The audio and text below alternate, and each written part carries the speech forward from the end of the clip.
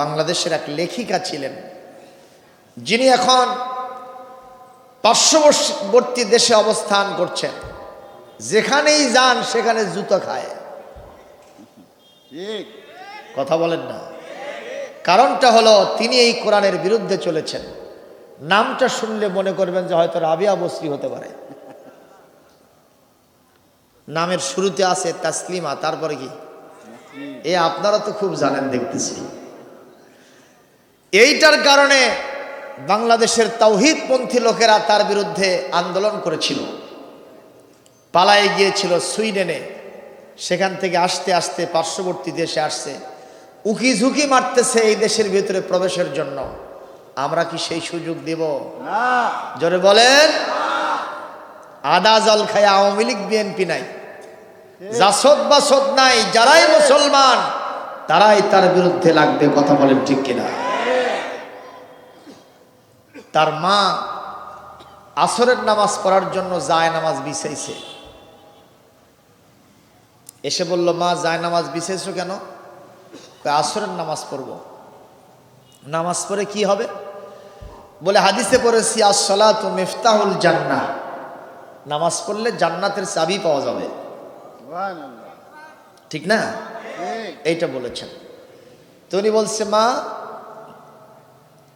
একটা আশ্চর্য কথা তুমি বলেছ। ওই জান্নাতে তুমি যেতে চাও যেই জান্নাতে গেলে আমার বাপ তোমার স্বামী 70টা হুরি পাবে, হুর। তোমার মতো আমার মায়ের কথা, তার স্ত্রীর কথা মনে থাকবে না। সুতরাং ওই জান্নাতে যাওয়ার তোমার কোনো দরকার নাই। মাকে বাধ্য করলো যায় নামাজ গুটায় ফেলতে। এ কি মানুষ না শয়তান? মানুষ রূপী আস্ত শয়তান। কথা বলেন। এ কোরআন এমন এক আজিম কিতাব, এ কোরআনের আলোচনা যদি কেউ শোনে, কারো কণ্ঠে যায়, তার মর্যাদা আকাশচম্বী করে দেন কে? আল্লাহ রাব্বুল আলামিন সূরাতুজ জুমারের 18 নম্বর আয়াতের ভিতরে বলেন, আল্লাযীনা ইয়াসতামিউনাল কওলা ফায়াত্তাবিউনা আহসানাহু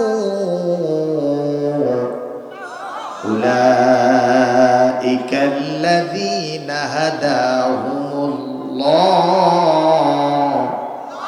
ওয়া উলাইকা হুম উলুল আলবাব।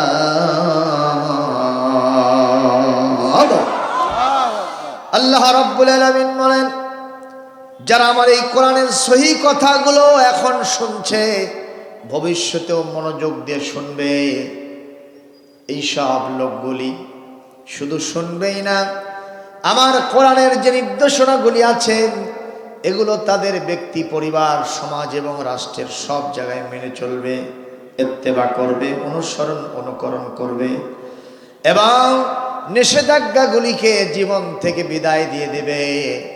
এরা হলো এমন সব মানুষ যাদেরকে আমি আমার জান্নাতের হেদায়েতের রাস্তা দেখায় দিয়েছি। তার মানে বোঝা যায় কোরআন শুনতে যারাই আসে তাদের ঠিকানা হয় আল্লাহর জান্নাত। আরো জোরে বলেন। আমরা তো জান্নাতই চাই নাকি নাকি জাহান্নাম চাই? এই বাংলাদেশে এমন কিছু মুসলমান আছে, ঈদে চান্দে মাথায় টুপি দেয়, খদ্দের পাঞ্জাবিও পরে, দামি নামি আতরটাও কেনে, কথা কয় না, সুরমাও, মিষ্টিও খায়, কদু খায়, ইয়া নবী সালাম আলাইকাও কয়। সেই সব মুসলমানদের ভিতরে কেউ আছে যারা বলেন জান্নাতে যাওয়ার দরকার নেই। জান্নাত সেটা তো একটা অসভ্য উদ্যান। পৃথিবীতে অতৃপ্ত বহুগামী পুরুষ যারা আছে তাদের জন্য জান্নাত দরকার, আমাদের দরকার নেই। আপনারা কি ওই শয়তানদের পক্ষে? ওই শয়তানদের কথার পক্ষে? বাংলাদেশের এক লেখিকা ছিলেন, যিনি এখন পার্শ্ববর্তী দেশে অবস্থান করছেন। যেখানেই যান সেখানে জুতো খায়। কথা বলেন না। কারণটা হলো তিনি এই কোরআনের বিরুদ্ধে চলেছেন। নামটা শুনলে মনে করবেন যে হয়তো রাবিয়া বসরি হতে পারে। নামের শুরুতে আছে তাসলিমা, তারপরে কি এ আপনারা তো খুব জানেন দেখতেছি। এইটার কারণে বাংলাদেশের তাওহীদপন্থী লোকেরা তার বিরুদ্ধে আন্দোলন করেছিল, পালায়ে গিয়েছিল সুইডেনে। সেখান থেকে আস্তে আস্তে পার্শ্ববর্তী দেশে আসছে, উকি ঝুঁকি মারতেছে এই দেশের ভিতরে প্রবেশের জন্য। আমরা কি সেই সুযোগ দেব? জোরে বলেন। আদা জল খায় আওয়ামী লীগ বিএনপি নাই, জাসদ বাসদ নাই, যারাই মুসলমান তারাই তার বিরুদ্ধে লাগবে। কথা বলেন ঠিক কিনা? তার মা আসরের নামাজ পড়ার জন্য জায় নামাজ বিছাইছে, এসে বলল, মা জায় নামাজ বিছাইছো কেন? আসরের নামাজ পড়ব। নামাজ পড়ে কি হবে?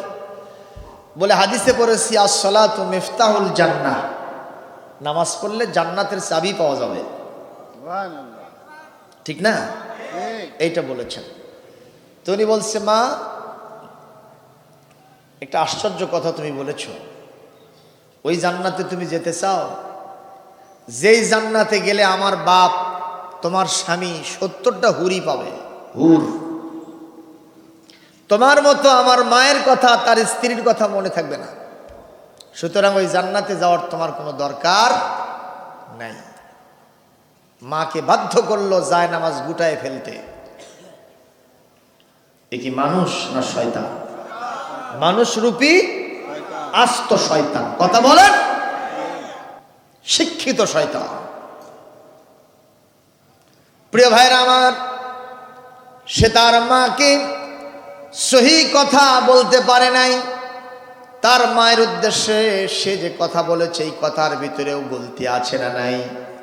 কারণ কাল কিয়ামতে যখন কোনো মানুষের জন্য জান্নাত নসিব হবে, সে যদি আল্লাহর কাছে চায়, আল্লাহ দুনিয়ার স্ত্রীটাকে আমি আমার সাথে পেতে চাই, আল্লাহ পাক তার স্ত্রীকে তার সাথে জান্নাতে মিলায়ে দিবেন।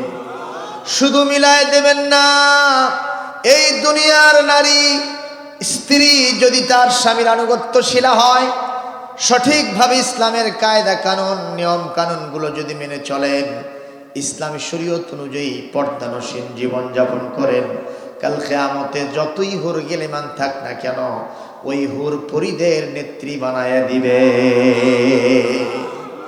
সুবহানাল্লাহ, জোরে বলেন। সুতরাং জান্নাতে যাওয়ার প্রয়োজন আছে না নাই? সবাই যেতে চান? তাহলে আজকের কোরআনের আলোচনা শোনার কোনো বিকল্প নাই। আল্লাহ রাব্বুল আলামিন বলেন,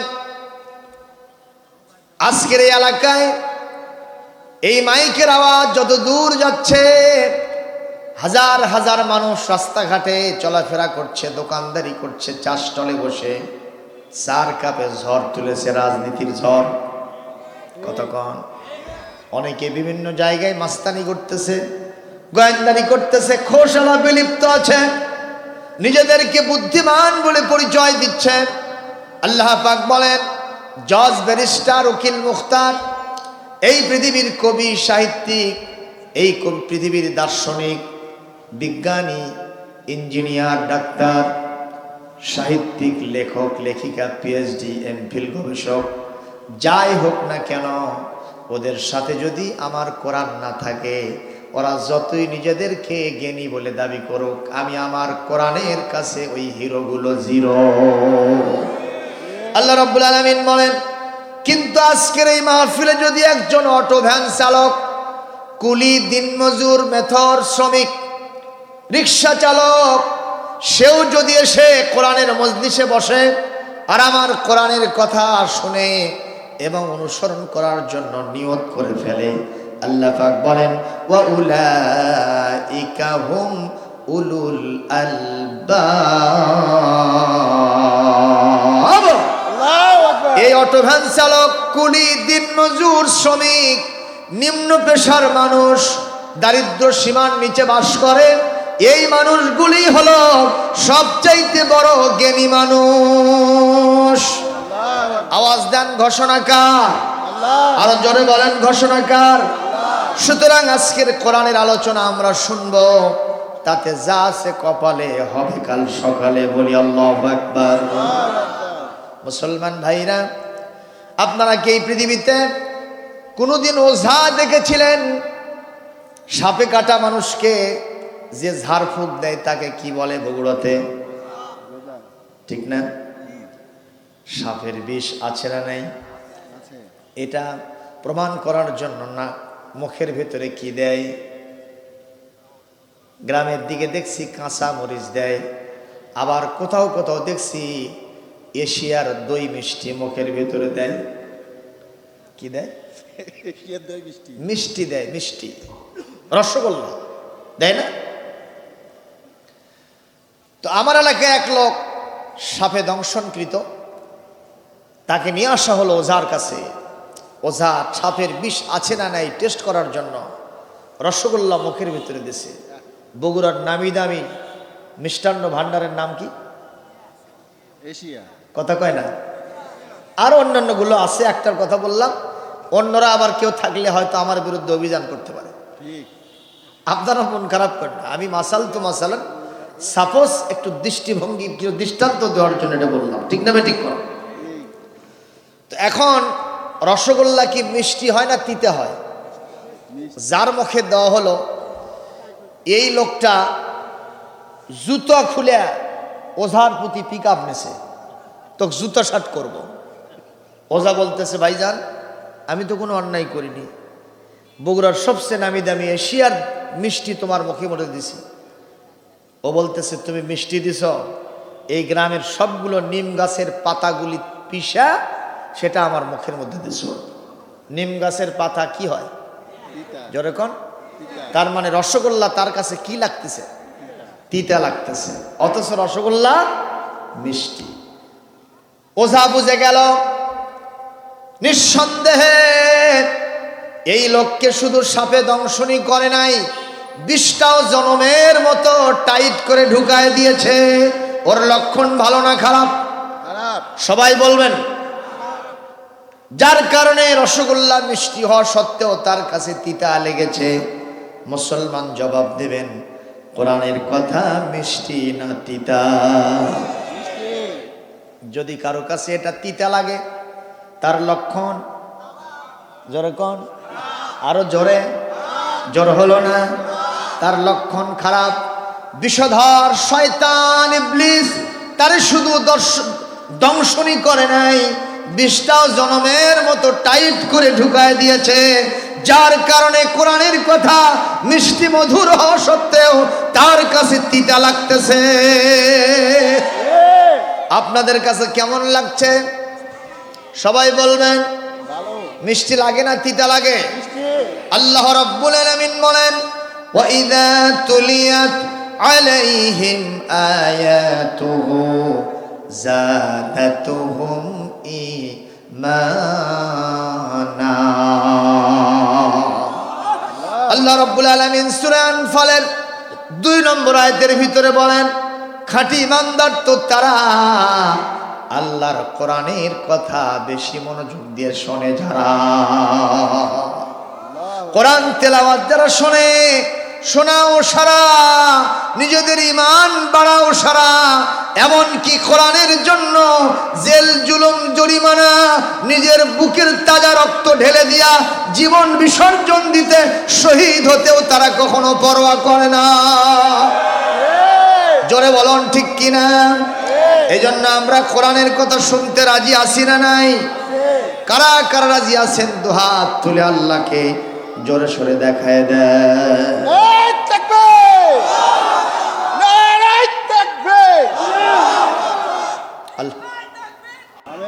প্রিয় ভাইরা, আজকে যে তেলাওয়াত আমি আপনাদের সামনে করেছি, কোরআন কারীমের 7 নম্বর পারার শুরু, যে আয়াত দিয়ে 7 নম্বর পারা শুরু হয়েছে, সূরাতুল মায়েদা। এটি 5 নম্বর সূরা, 7 নম্বর 6 নম্বর পারা দুটাই আছে এর ভিতরে। 7 নম্বরটা এখান থেকে শুরু হয়েছে। 82 নম্বর আয়াত সূরাতুল মায়েদা, 7 নম্বর পারার শুরু এবং আয়াত নম্বর 82। যারা কোরআন শোনে তাদের মর্যাদা বর্ণনা করেছেন আল্লাহ পাক এই আয়াতের ভিতরে। তাদের একটা খাসিয়াত বৈশিষ্ট্য, তাদের কিরকম বিহাব হয়, আচরণ হয়, এই কথাটা এই আয়াতের ভিতরে আল্লাহ পাক বলে দিয়েছেন। আমি আলোচনা এর উপরই সীমাবদ্ধ রাখবো। এর পিছনে একটা বিরাট ঘটনা আছে, সেটাও বলবো ইনশাআল্লাহ। আপনারা শুনবেন তো নাকি ভাই, নাকি আগেই পালায়ে যাবেন? পালায়ে যাবেন, কেউ পালাবেন না ইনশাআল্লাহ। কোরআনে কারীমটা আপনারা শুনবেন, বলি ইনশাআল্লাহ। ভলেন্টিয়ার ভাইরা আছেন তো নাকি? আছে আছে। আচ্ছা, সেটা হলো এই মাহফিল করতে গিয়া দিনের বেলা তারা প্রতিযোগিতা দিয়া কোরআন কম্পিটিশন করেছেন। আমরা দেখতে পাচ্ছি বাংলাদেশের ছোট্ট ছোট্ট সোনামণিরা বিশ্ব বিজয়ী হয়ে 112টা দেশ, 11টা দেশ, অর্ধ শতাধিক দেশ অথবা শতাধিক দেশকে ফেল করায়া যতবার বিশ্বের মানচিত্রে তারা গেছে, বিশ্বের মাটিতে তারা গেছে, ফার্স্ট ক্লাস ফার্স্ট হয়ে লক্ষ লক্ষ টাকা কামাই করে নিয়ে এসেছে। বাংলাদেশের লাল সবুজ পতাকা আকাশে পতপত করে উড়ায় দিয়েছে। মারহাবা। এই যে এখনই যারা পড়লো, এই ধরনের হাফেজরা এই কাম করে, যেরকম মারহাবা। তো এরা ভবিষ্যতে বিশ্বের বিভিন্ন দেশে আন্তর্জাতিক ক্ষেত্রে ভালো করুক, তাকে আপনারা চান না? সেক্ষেত্রে আমাদের ভাইয়েরা যে আয়োজন করেছেন, এটা অত্যন্ত একটা বিকল্প আয়োজন। আমি বগুড়া শহরে এরকম আয়োজন অন্য জায়গায় দেখি না, এখানে এটা হয়েছে। এই জন্য আপনারা কি খুশি না বেজার? 2 দিন ব্যাপী তাফসীর মাহফিলের আয়োজন করেছেন।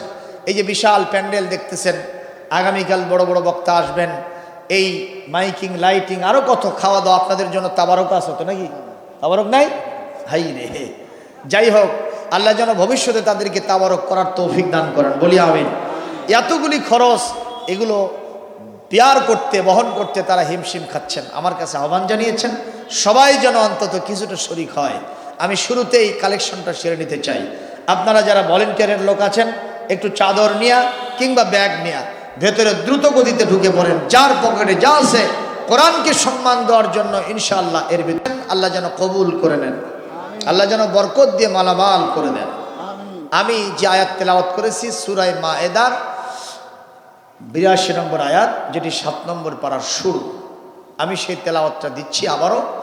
আপনারা তেলাওয়াত শুনে জোরে আল্লাহু আকবার বলবেন, পারবেন না?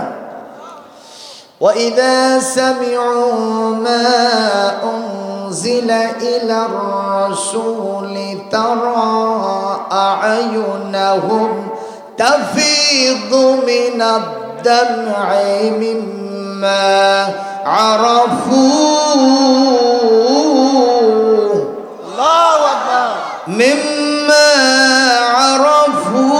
مِنَ الْحَقِّ وَيَقُولُونَ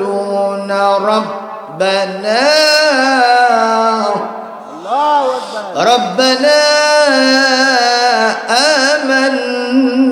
آمَنَّا فاكتبنا مع الشاهدين।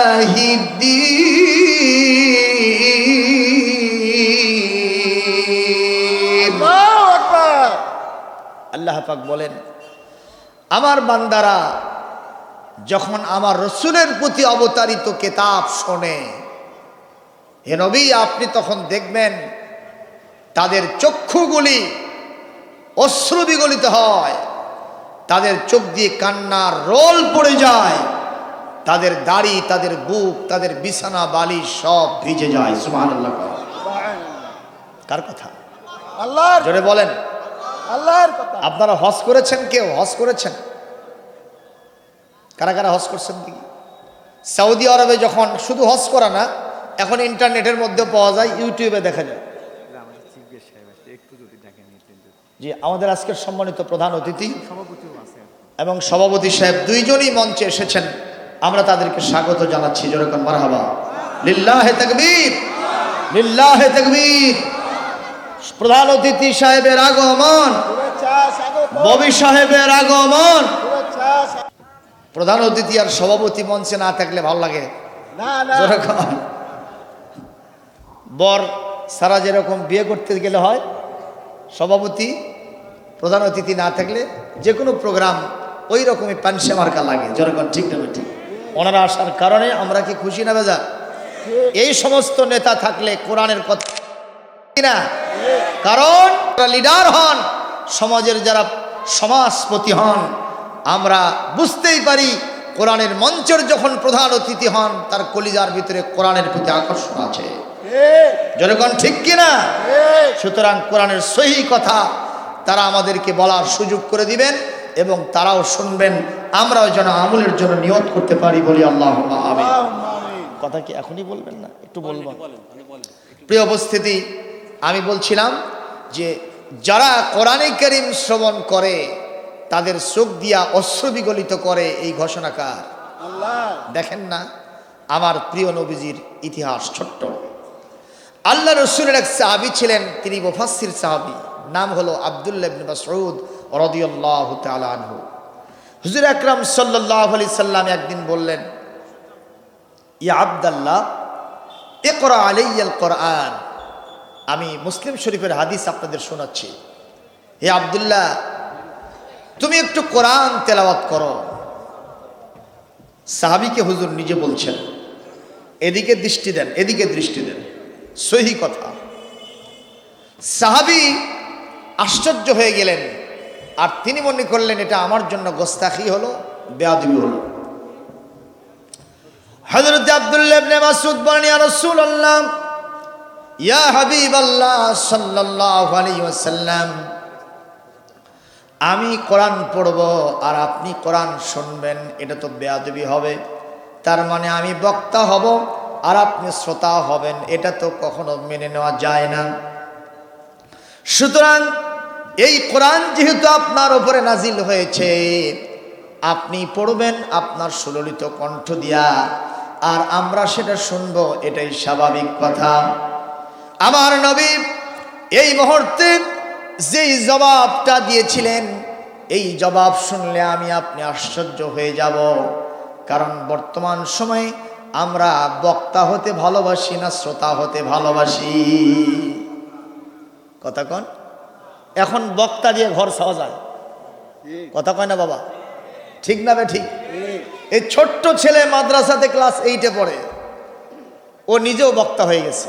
কিছুদিন আগে দেখতেন না, শিশু বক্তা আসে, মঞ্চে তুলে দেয়, কোলত করে নিয়ে আসে, ঠিক না বে ঠিক? তাহলে বোঝা যায় 5 বছর থেকে শুরু করে নিয়ে, বা তার চেয়ে ছোট থেকে শুরু করে নিয়ে 80 বছরের বুড়া পর্যন্ত চায় আমি বক্তা হব, ঠিক কিনা? আমি ছোট্ট একটা ছেলে একজনের জিজ্ঞেস করলাম, ভাই ছেলেটাকে কি করবেন? কয় মাদ্রাসায় দেবো হুজুর। কেন? একটু দোয়া করবেন, এটা বড় বক্তা বানাবো। কি বানাবে? কোরআনে কিন্তু বড় বক্তা হওয়ার কথা বলা হয় না, বলা হয়েছে বড় আলেম হওয়ার কথা। কথা কয় না? তো নিয়তটা কি সহি হলো? জোরে কন। আমি পাল্টা প্রশ্ন করলাম, ভাইজান বড় বক্তা বানাবেন কেন? কয় যে যারা বক্তা হয় তারা রাতারাতি ধনী হয়ে যায়। আমরা দেখতেছি আগে যে বক্তা পায়ে হেঁটে ওয়াজ করতো, আজকে সে মোটরসাইকেল চালায়। উনি বলতেছে, আমরা আগে দেখতাম যে বক্তা মোটরসাইকেল চালাইতো, এখন সে কার গাড়ি ছাড়া আসে না। আর যে বক্তা আগে কার গাড়িতে আসতো, সে এখন বিমানের রিজার্ভেশন টিকিট ছাড়া আসে না। কথা কি হাসা না মিছা? এই জন্য হুজুর আমার ছেলেটাকে আমি বক্তা বানাবো। আপনারা বলেন এই নিয়তটা কি সহি? আমার ছাত্ররা যারাই আসে বলে হুজুর বক্তা হব, আমি বললাম বক্তা আগে পরে হ, আগে রিজার্ভ কর, আগে এলেম কালাম দিয়া তোমার কলিজাটাকে ভরে ফেলো, সিনাটা ভরে ফেলো, তোমার স্মৃতিটাকে কোরআনের আওয়াজ এবং ওয়াজ দিয়ে তুমি ভরে ফেলো, এরপরে সেবার জন্য বেরিয়ে যাও, তাতে আমাদের কোনো অবজেকশন নাই। ভেতরে যদি কিছু না থাকে বার হবে কিছু, ও তো হবার মায়ের কিচ্ছা করে, ঠিক না বেঠিক? যেই কিচ্ছার আগাও নাই মাথাও নাই, ঠিক না বেঠিক? সম্মানিত ভাইরা আমার, আল্লাহর নবী বললেন, ইয়া আব্দুল্লাহ, হে আব্দুল্লাহ, ইকরা আলাইয়াল কোরআন, তুমি আমার উপরে একটু কোরআন পড়ো, আমি কোরআন পড়াটা শুনব। হুজুর বললেন, তুমি পড়ো আমি শুনব। এইবার সাহাবী হযরত আব্দুল্লাহ ইবনে মাসউদ বলছেন, ইয়া রাসূলুল্লাহ, বরং আপনি পড়বেন, আমি নিজে শুনব। হুজুর বললেন, খুব কান দিয়ে কথাটা শুনবেন। আমার নবী কতটা বিনয় নম্র ছিলেন, সুবহানাল্লাহ। নবীজি বললেন, ইয়া আব্দুল্লাহ ইন্নী উহিব্বু আন আসমাহু মিন গায়রি। আব্দুল্লাহ রে, আমি নবী, বিশ্ব নবী, আমি খুবই ভালোবাসি, খুবই পছন্দ করি যখন এই কোরআন কেউ তেলাওয়াত করে, আমি বসে বসে এই কোরআন তেলাওয়াত শোনাটা খুব পছন্দ করি। জোরে সুবহানাল্লাহ বলতে পারলেন না? মুসলমান, বিশ্বের সর্বশ্রেষ্ঠ বক্তাই তো আমার নবী, কথা কন না কেন? সেই নবীজি শ্রোতা হওয়ার জন্য আল্লাহর কাছে ইচ্ছা ব্যক্ত করেছেন, তামান্না করেছেন, অন্যকে শ্রোতাকে তিনি বক্তব্য রাখতে বলেছেন। এখান থেকে বোঝা যায় যত বড় বক্তা হন, যত বড় আলেম হন, আপনাকে বিনয় নম্র হতে হবে, অহংকার থাকা যাবে না। কিন্তু আজকাল বক্তাদের মধ্যে অহংকার আছে না নাই? একজন কয় সিটার, আর একজন কয় বাটপার, কথা কন। একজন কয় মুশরিক, আর একজন কয় কাফের, ও বেঈমান হয়ে গেছে। এইরকম চুলাচুলি কিলাকিলি বক্তাদের মধ্যে আছে না নাই? অথচ আমরা এক আল্লাহর কথাই কই, এক নবীর কথাই কই, ঠিক না? এক কোরআনের কথাই কই, তারপরেও কেন আমাদের মধ্যে বিভেদ থাকবে? একজন কবি আফসোস করেছেন, সেই বিষয়টা নিয়ে আমি কি বলবো? আমাদের প্রভু এক, এক নবীর উম্মত, জীবন বিধান এক, ওই শিবানী কোরআন। তবে কেন এখনো হে মুসলমান এখন করিয়া হো ভান। কথা বলেন ঠিক না বেঠি? বাইতুল্লাহ এক, মদিনা শরীফ এক, উহুদ পাহাড় এক, বদরের মাঠ এক, একটা তো জীবনার, একটা তো জীবনার, মরণ যে একটাই, একসাথে মিলে মিশে একটাই প্রাণ। আমাদের প্রভু এক, এক নবীর উম্মত, জীবন বিধান এক, ওই শিবানী কোরআন। তবে কেন এখনো হে মুসলমান এখন করিয়া হো ভান। আপনারা কি এক হতে রাজি আছেন? কোরআনের ভিত্তিতে কে কে এক হতে রাজি আছেন? দুহাত তুলে আল্লাহকে দেখা। নারায়ে তাকবীর। নিশিন্দারা মধ্যবাদ জুমা সমাজ কমিটি। আল্লাহু আকবার। নারায়ে তাকবীর, নারায়ে তাকবীর। আল কোরআনের আলো সারা দুনিয়ায় জালো, দুনিয়ার মুসলমান লিল্লাহি তাকবীর। আরবি দিয়ে কথা বলতে পারে, হুজুরের অহংকারের শেষ নাই। হুজুরকে বলবে একটু সৌদি আরব যান, যারা রাস্তা ঝাড় দেয় তারাও আরবি দিয়ে কথা কয়, কথা কয় না। হুজুর একটু ইংরেজি বলতে পারে, এই জন্য হুজুরের অহংকার কলার নাড়ে।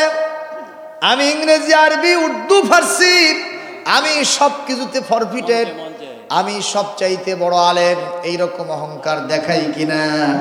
আমি বলবো তুমি একটু চলে যাও ওই ইউরোপীয় কান্ট্রিগুলোতে, আমেরিকায় চলে যাও, ওখানে যারা পায়খানা সাফ করে তারাও কোন ভাষায় কথা কয়।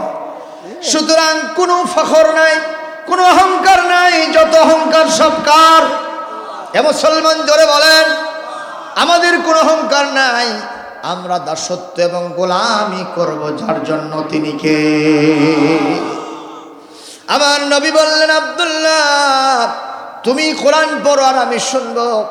হযরতে আব্দুল্লাহ বলেন, ইয়া রাসূলুল্লাহ, ইয়া হাবিবাল্লাহ, আমি এটা আমার জন্য বেয়াদবি মনে করছি। হুজুর বললেন, কোনো বেয়াদবি না, আমি ভালোবাসি তোমার তেলাওয়াত শোনার জন্য। সুবহানাল্লাহ কোন। এমনও তালিউল কোরআন বাংলাদেশে আছে যাদের তেলাওয়াত শুনলে মনে হবে এখনই যেন কোরআন নাজিল হইতেছে। এই যে সেদিন হাফেজ সালেহ আহমদ তাকরিম সৌদি আরব থেকে 111টা দেশকে ফেল করে উনি যখন বিশ্ব বিজয়ী হয়ে দেশের ভিতরে আসলেন, আমি যখন তার তেলাওয়াত শুনলাম চোখে পানি রাখতে পারি নাই, কলিজা থেকে কান্না বের হয়ে গেছে। আল্লাহু আকবার কর, আল্লাহু আকবার। আরো জোরে কর আল্লাহু আকবার। আমার মুসলমান, সৌদি আরবে যারা হজ করতে গেছেন কিংবা নেটের পর্দায় ওখানকার হারামাইন আর শরীফাইনের ইমাম খতিব সাহেবের তেলাওয়াত, আব্দুর রহমান আস-সুদাইস এবং ওই যে আব্দুল্লাহ জোহানি আর সুরাই, এই ধরনের বড় বড় ওখানকার যারা খতিব ইমাম সাহেব, তাদের তেলাওয়াত শোনার পরে কান্নার রোল মক্কা মদিনার মসজিদগুলোতে পড়ে যায় না। ইভেন যিনি তেলাওয়াত করতেছেন তার কণ্ঠটা, গলাটা আটকে যায়, 1 মিনিট 2 মিনিট কোনো খবর নাই। আমরা বুঝতে পারতেছি জাহান্নামের আলোচনা যখন আসতেছে উনি ক্রন্দন করতেছেন, জান্নাতের নাজ নিয়ামত যখন বর্ণনা হচ্ছে আরবি ভাষায় কোরআনে কারীমের তেলাওয়াতের মাধ্যমে, তখন তিনি কেঁদে কেঁদে আল্লাহর কাছে সেই জান্নাত কামনা করতেছে। হযরত আব্দুল্লাহ বলেন, আমি সূরাতুন নিসা পড়া শুরু করলাম। কোন সূরা? জোরে বলেন।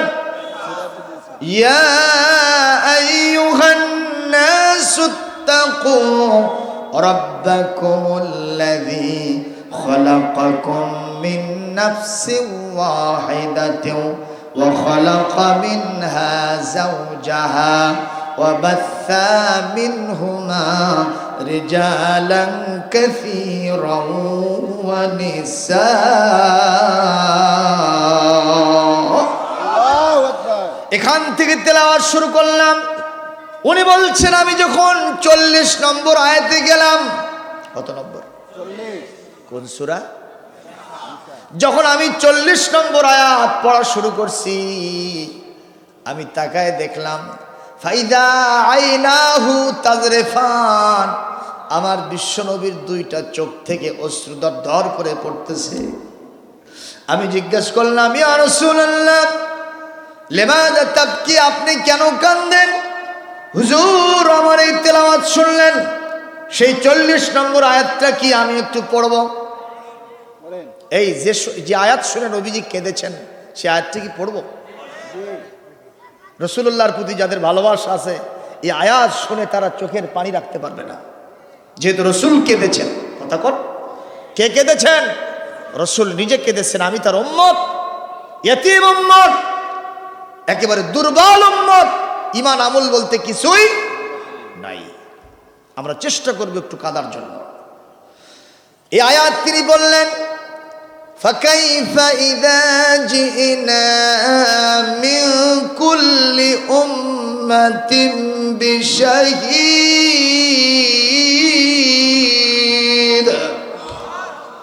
ওয়া জিনা বিকা আলা হাউলাই শাহীদা।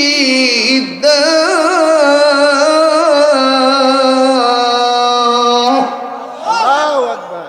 আরো জোরে বলেন, আরো জোরে বলেন। আল্লাহু আকবার।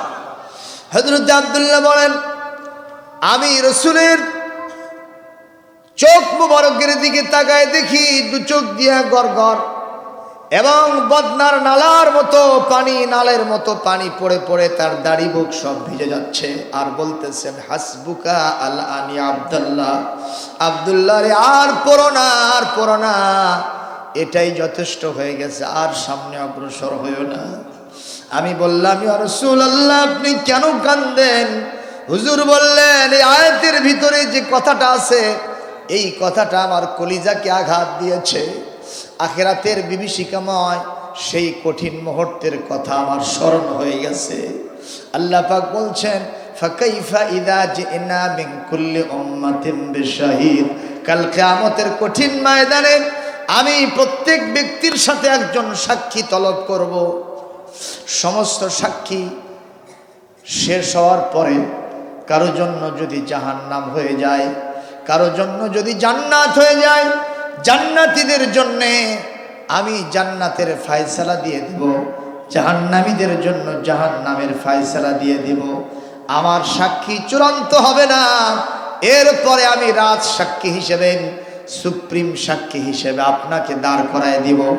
আপনি যদি কারো ব্যাপারে সাক্ষী দেন জান্নাতি হওয়ার জন্য, আর যদি কারো ব্যাপারে জাহান্নামী হওয়ার জন্য সাক্ষ্য দেন, আপনার সাক্ষ্য অনুযায়ী আমি আল্লাহ সেই ফায়সালা প্রদান করব। জোরে কর আল্লাহু আকবার, আরো জোরে কর আল্লাহু আকবার। ও মুসলমান, আমরা যে বলি আমার নবী দিন দুনিয়ার বাদশা, তাহলে কথা কি ঠিক না বেঠিক? তিনি দিনেরও বাদশা, দুনিয়ারও বাদশা, আখিরাতেরও বাদশা। মারহাবা, জোরে কর। ও মুসলমান, নবীজি বলেন কাল কিয়ামতে যদি আমার সুপারিশের কারণে কেউ জান্নাতে চলে যায়, সেটা আমার জন্য অত্যন্ত আনন্দের সংবাদ, খুশির সংবাদ। আমার উম্মত জান্নাতে যাবে, আমি খুশি হব না কেন? কিন্তু কোনো কারণে, আমার সাক্ষীর কারণে কেউ যদি জাহান্নামে যায়, আমি রহমতের নবী, করুণার ছবি কেমনে সেটা সহ্য করব? ওই দৃশ্য আমার চোখের সামনে এসেছে রে, এই জন্য আমার চোখ দিয়া দর দর করে পানি পড়তেছে। জোরে কোন সুবহানাল্লাহ। ও মুসলমান, তাহলে বলেন কোরআনে কারীম শোনার দরকার আছে না নাই? একটু জোরে বলেন, আছে না নাই? আল্লাহ রাব্বুল আলামিন কোরআন শোনার জন্য নির্দেশনা জারি করেছেন। কোরআনে কারীমের সূরা আল আরাফ 204 নম্বর আয়াত আল্লাহ পাক বলেন, ইযা কুরিয়াল কুরআনু ফাসতামিউ লাহু ওয়া আনসিতু লাআল্লাকুম তুরহামুন। আমার কোরআন যখন তোমাদের সামনে পড়া হবে, তোমাদের দায়িত্ব কর্তব্য হলো ফাসমাউ নয়, ফাসমাউ মানে যেন তেনভাবে শোনা। শুনতেও সে আবার বাদামও চাবাচ্ছে, কথা কয় না? আছে না নাই? বিভিন্ন জনসভার মঞ্চে, বিভিন্ন কনসার্টে গিয়ে এটা দেখা যায় না, যায় না? শিল্পীর গানও শুনতেছে, আবার বাদামও চাবাচ্ছে, কথা কয় না? আবার সিগারেটের টানও মারতেছে, আবার মাঝে মধ্যে ইয়াবা বাবাও চলতেছে, কথা কয় না? হয় না, হয় না? জনসভার মঞ্চেও দেখা যায় লোকেরা হাঁটা চলা করে, জোরে কোন ঠিক না ঠিক? আবার অনেকে দাঁড়িয়ে থাকে, কেউ বসে, কেউ বাদাম চাবায়, কেউ সিগারেট খায়। এগুলো ফাসমাউ, এটা যেন তেনভাবে শোনা। কিন্তু আমার কোরআন ফাসতামিউ, এটা অ্যাটেনটিভলি, মনোযোগ সহকারে শুনতে হবে, যেন তেনভাবে শুনলে হবে না। এমন শোনা, এখানে শুনবে এখান দিয়ে বার করবে তা নয়, বরং শুনতে হবে এমনভাবে এই শোনাই তার কাজে লাগবে, আগামীকাল থেকে তার জীবনের বৈপ্লবিক পরিবর্তন সাধিত হবে।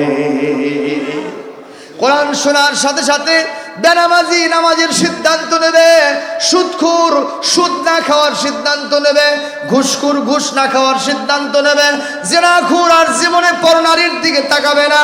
ওই বেপরদা নারী আজ থেকে বেপরদা ছেড়ে দিয়া হযরতে খাতুনে জান্নাত ফাতেমার মতো পর্দানশীল হয়ে যাবে। জোরে কোন ঠিক না বেঠিক? এর নাম হলো ফাসতামিউ, এটা ফাসমাউ নয়, এটা ফাসতামিউ। এই রকম করে যদি তোমরা আমার কোরআন শুনতে পারো, তোমার ব্যক্তি, পরিবার, সমাজ এবং রাষ্ট্রের সর্বাঙ্গীন জীবনকে আমি আল্লাহ রহমত দিয়া মালামাল করে দিব। ভাইরা কষ্ট পাচ্ছেন? আমার এই কথা বললাম জন্য আপনারা কি কষ্ট পাচ্ছেন? আমার ভাইরা খুব নজর করে কথা শোনেন। কোরআন কারীম শোনার সাথে সাথে কি অবস্থা হলো, তাদের চোখ দিয়ে অশ্রু পড়বে। শুধু তাই নয়, তারা বলতে থাকবেন, হে আমাদের রব, কে তিনি? আল্লাহ। আমাদের রবের নাম কি? আরো জোরে, জোর হলো না। কবি বলেন, আল্লাহ আমার রব, এই রবি আমার সব, দমে দমে তনু মনে তারি অনুভব। আল্লাহ আমার রব, এই রবি আমার সব, তোমার দুনিয়াতে আমি যেদিকে তাকাই, অশেষ নিয়ামতে ডুবে আছি সবাই। পাখপাখালির গানে শুনি তসবিহ করো রব, তসবিহ করো রব, আল্লাহ আমার রব, এই রবি আমার সব। আল কোরআনের পথ, এই পথই আসল পথ, অন্য পথে অন্য মতে নেই যে রহমত। আল কোরআনের পথ, এই পথই আসল পথ, আল্লাহ আমার রব, এই রবি আমার সব। মুসলমান ভাইরা, কোরআনের মাহফিল আর অন্য মাহফিল দুটোই কি এক হবে? জোরে কোন এক হবে? একজন লোক যাত্রা দেখতে গেছে তার বন্ধুকে নিয়ে। কি দেখতে গেছে? তো যাত্রা দেখতে যে ওখানে সবগুলো আসন ফিল আপ হয়ে গেছে। তারপরে দুই বন্ধু দুইটা চেয়ারে বসে গেছে। কিছুক্ষণ পর পান খেয়ে ঢুকছিল, তো পানের পিকটা ফেলানো দরকার, তিল ধারণের জায়গা নেই, কোথায় পানের পিক ফেলাবে? কথা বুঝতে পারছেন? তো এখন সামনের বন্ধু পিছনের বন্ধুকে বলতেছে, বন্ধু তুমি আমার চেয়ারটা দেখো, আমি একটু পানের পিকটা ফেলে আসি। সর্বনাশ, এই চেয়ার যদি তুমি ছেড়ে দাও, যেভাবে ডানা কাটা ফ্রিডার ড্যান্স দেওয়ার জন্য সাজিয়েছে, কথা কয় না, এখানে তোমার চেয়ার রক্ষা করা আমার পক্ষে সম্ভব নয়। সুতরাং পানের পিক ফালাতে তোমার বাইরে যাওয়ার সুযোগ নাই। তে বলছে তাহলে কি কায়দা? তোমার সামনে যে লোক আছে ওর পাঞ্জাবির পকেটের মধ্যে দাও।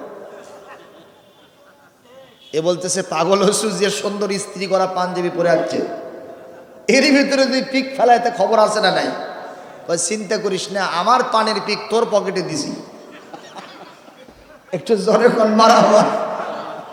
এই হলো ওই সব মাহফিলের, ওই সব শয়তানি অনুষ্ঠানের খাসিয়ত, বৈশিষ্ট্য, জোরে কোন ঠিক কিনা?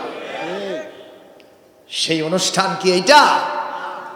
এই পুরাটা জায়গা রহমতের ফেরেশতা দিয়ে আল্লাহ ঢেকে রেখেছেন, ঘিরে রেখেছেন। যতক্ষণ থাকবেন সবগুলি মুহূর্ত, পুরাটা সময় আমার আল্লাহর জন্য নিবেদিত হয়ে গেছে। এখানে যদি কেউ মারা যায়, ইন কেস, চাই না, যদি কেউ মারা যায়, সে আল্লাহ রাস্তায় মারা গেল, সঙ্গে সঙ্গে জান্নাতের ফেরেশতারা তাদেরকে জান্নাতি এনভায়রনমেন্ট সম্বলিত জায়গায় নিয়ে চলে যাবে। বলি আল্লাহু আকবার। প্রিয় ভাই সকল, কোরআন যারা শুনল তাদের চোখ দিয়া পানি পড়লো, আর তারা বলতে থাকলো, আমাদের রব, আমরা এই কোরআন শোনার পরে আর চুপ থাকতে পারলাম না। আগে ঈমান যা ছিল তার থেকে ঈমান আমাদের আরো বেড়ে গেল। শুধু তাই নয়, ফাকতুবনা মা'আশ শাহিদিন, আপনার যারা সত্যের সাক্ষী হবে ওই সব মানুষগুলির সাথে আমাদের নামগুলি আপনি লিপিবদ্ধ করে নেন। একটু জোরে সুবহানাল্লাহ বলতে পারলেন না? আরো জোরে কর আল্লাহু আকবার। মুসলমান ভাইরা, এই জন্য সারাটা জীবন আমাদের কানে যা শুনবো সেটা হলো আল্লাহর কোরআন। জোরে কর আল্লাহুম্মা আমিন। নিজেরাও তেলাওয়াত করব, অন্যের তেলাওয়াতটাও শুনবো। তেলাওয়াত যারা বেশি বেশি করতে পারেন, কাল কিয়ামতে জান্নাতের তত উঁচু বিল্ডিং এ তার স্থান হবে। সুবহানাল্লাহ কোন। আল্লাহর নবী হাদিস শরীফের ভিতরে বলেন, ইউকালু লিআহলিল কোরআন ইয়াউমুল কিয়ামাতে করারতাকে, এ কোরআন তেলাওয়াতকারী, তুমি কোরআন তেলাওয়াত করো আর জান্নাতের উঁচু তলাগুলোতে উঠতে থাকো। ফাইন্না মানজিলাকা আখিরা আয়াতিন তাকরাউহা, জান্নাতের ওই জায়গায় তোমার স্থান হবে, জান্নাতের ওই তলা, ওই ফ্লোর তোমার জন্য বরাদ্দ হবে, যেখানে গিয়ে তোমার তেলাওয়াত শেষ হবে। জোরে করে আল্লাহু আকবার। বলেন তো তাহলে যারা হাফেজে কোরআন তাদের মর্যাদা বাড়বে না কমবে? আমি আপনি হাফেজ হতে পারি নাই, এমনকি কোরআনে কারীমটাও ঠিক মতো পড়তে জানি না, এরকম অনেকে আছে না না ভাই? জোরে করে আছে না নাই? আমার জীবনটা প্রায় 16 আনাই ব্যর্থ, ঠিক না বে ঠিক কর? আমি আপনি সব শিখলাম, বাংলা শিখলাম, ইংরেজি শিখলাম, উর্দু ফার্সি শিখলাম, হিন্দি শিখলাম, কিন্তু আল্লাহর পাঠানো, আমার স্রষ্টার পাঠানো যিনি একচ্ছত্র মালিক গোটা বিশ্বের, আমি সহ যা কিছু আছে সবার মালিককে, জোরে করেন কে? আমি সে আল্লাহর পাঠানো চিঠি, আরবি ভাষার চিঠি আল কোরআনুল কারীম। কি মেসেজটা আল্লাহ দিলেন আমি শিখলাম না, শেখার জন্য চেষ্টাও করলাম না। অনেকে বলে কোরআন শেখা খুবই কঠিন ব্যাপার। আমি বলবো মিথ্যা কথা বলেছেন আপনি। আল্লাহ পাক কোরআনে কারীমের সূরাতুল কমার 27 নম্বর পারা, এখানে 1 নয় 2 নয়, পাশাপাশি 4 বার ঘোষণা করেছেন, ওয়ালাকাদ ইয়াসসারনাল কোরআনা লিযিকরি ফাহাল মিন মুদ্দাকির। বান্দারে, এই কোরআনটা আমি বোঝার জন্য, শেখার জন্য সহজ করে দিয়েছি। কেউ কি আছো কোরআন বোঝার চেষ্টা করবা, কোরআন পড়ার জন্য চেষ্টা করবা? একটু কোরআন ধরো, আমি কোরআনটা তোমারে শিখাইয়া দিব। ভাইরা, কার কথা? এ মুসলমান, কথা বলেন, কার কথা? এমন কি একটি দুর্বল riwayতের হাদিসে আসছে, আজকের আলোচনা শোনার পরে আগামীকাল যদি কেউ কোরআন পড়া হাফেজ সাহেবের কাছে, কারি সাহেবের কাছে, ইমাম সাহেবের কাছে কালকেই যদি পড়া শুরু করে দেয়, বলি আমিন। কত দূর আর পড়ছে? আলিফ বা তা সা কয়টা অক্ষর? কয়টা? 4টা অক্ষর পড়েছে। ইতিমধ্যেই ফাইদা জাআ আজালুহা, ফাইদা জাআ আজালুহুম লা ইস্তাখিরুনা সাআতাও ওয়ালা ইস্তাকদিমুন। আল্লাহ রাব্বুল আলামিন বলেন, মানুষের হায়াতের পুঁজি যখন শেষ হবে, যখন তার সময় আসে যাবে, 1টা সেকেন্ড আগেও হবে না, পরেও হবে না। নির্ধারিত সময় আমাদের মৃত্যু যিনি দিবেন তিনি কে? ভাইরা, আমরা মারা যাব না? যাব না? কেউ কি বলতে পারবেন কবে যাব? আমার ববি ভাই যাবে না? আমার সভাপতি মেহেদি ভাই যাবে না?